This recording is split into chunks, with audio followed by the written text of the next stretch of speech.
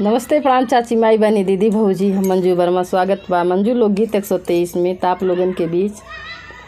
आज एक सोहर गीत लेके आया है कि जौन की दूसरा पार्ट है, दूसरा भाग है। तो पहला भाग में आप लोगन का आधा गाना सुने को मिली, जौन बचपन में हम लोगन खिस्सा सुनत रहे हैं, दादी अम्मा नानी कहत रही हैं। तो वह देखा हुआ खिस्सा है बढ़ई वाला, आप लोगन का पता हुआ ये खिस्सा। तो अब दूसरा भाग ही जात है, तो आप लोगन ज़रूर यह दोनों भाग का सुनी है। और पूरा गीत अगर सुन ली हैं सोहर गीत, तो आप लोगन के बचपना ज़रूर याद आई जाई।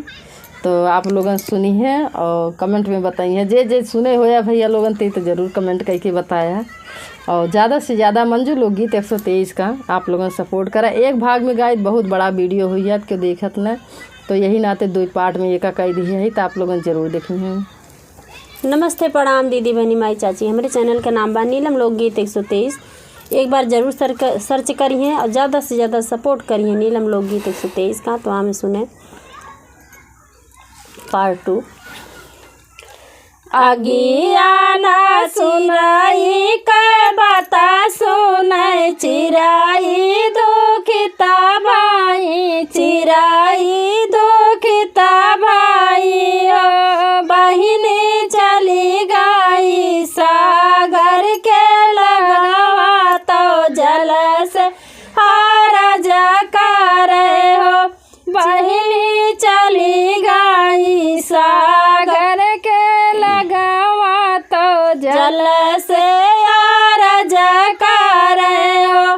सागर बुझाई देता जंगल के अगिया, तो अगिया ना लठी जा रे, लठिया ना सप मारे, सपवा ना रानी डास, रानिया ना राजा छोड़े हो। सागर बुझाई देता जंगल के अगिया, तो अगिया ना लाठी जा रे, लठिया ना सपा मारे, सपावा ना रानी डास, रानिया ना राजा छोड़े हो। सागर राजावा बढ़िया डांडा देते, बढ़िया खूटा चिरते, तो खूटावा में दल फसल हो। सागर राजावा बढ़िया डांडा देते, बढ़िया खूटा चिरते, तो खूटावा में दल फसल हो। सागर काऊहा मा खाबाई पियाबे, तो काऊल परदेस जाबे हो। सागर काऊहा मा खाबाई पियाबे, तो काऊल परदेस जाबे हो। सागर ना सुने चिरई का बतिया, तो चिरई दुखिता भाई, चिराई दुखिता भाई। बहिनी चली गई हथिया के लगावा, तो हाथी से आरज करे हो। बहिनी चली गई हथिया के लगावा, तो हाथी से आरज करे हो।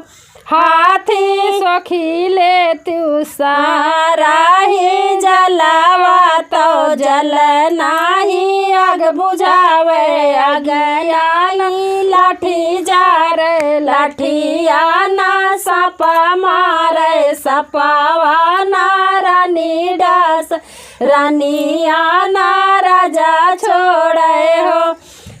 सागर हाथी सखी ले तू सारा ही जलावा, तो जल नाही आग बुझावे, आगिया ना लाठी जा रे, लाठिया ना सपा डारे, सपावा ना रानी डास, रानिया ना राजा छोड़े हो। हाथी राजावा बढ़िया डांडा देते, बढ़िया मोरा खूटा चिरई खूटावा में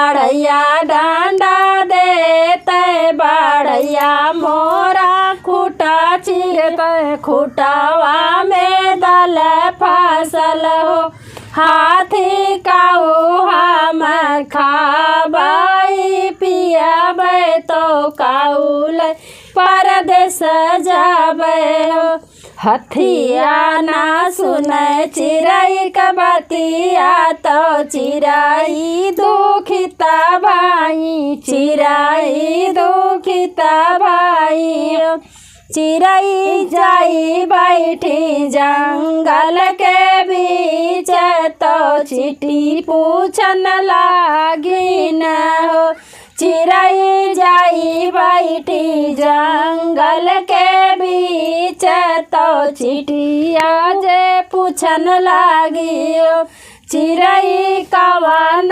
संकट तोहरे ऊपर जंगल बीच रोइयो चिड़ै कवन संकट तोहरे ऊपर जंगल बीच रोइयो इतनी बचन सुनी चिड़ै तो अखिया से लोर चुए अखिया से लोर चुए चीटी बहुत संकट मोरे जियारा जंगल बीच रोयाऊ चिउटी बहुत संकट मोरे जियारा जंगल बीच रोयाऊ इतनी बचन सुनी चिटिया तो हाथी का समझावे लगी हाथी का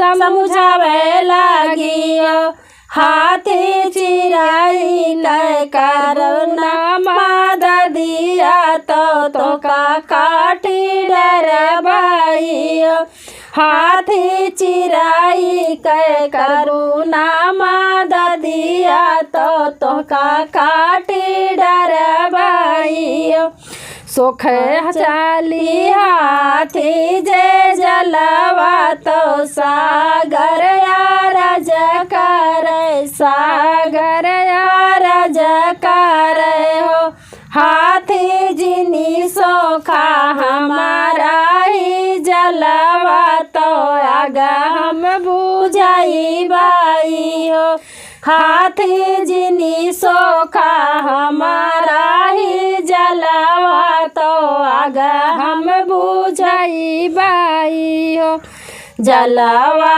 बुझावे चलल अगिया तो आ गया रज कर आग रज कर हो सागर हम जरबै बसवा के लठिया तो आगे जिनी बुझायु सागर हम जरबै बसवा के लठिया तो आगे जिनी बुझायु आगिया जे जर चलल लठिया तो लठिया रज कर लठिया रज कर हो आगिया जनी जरा हमारा ही लठिया तो सपावा का मार डरबै हो आगिया जिनी जरा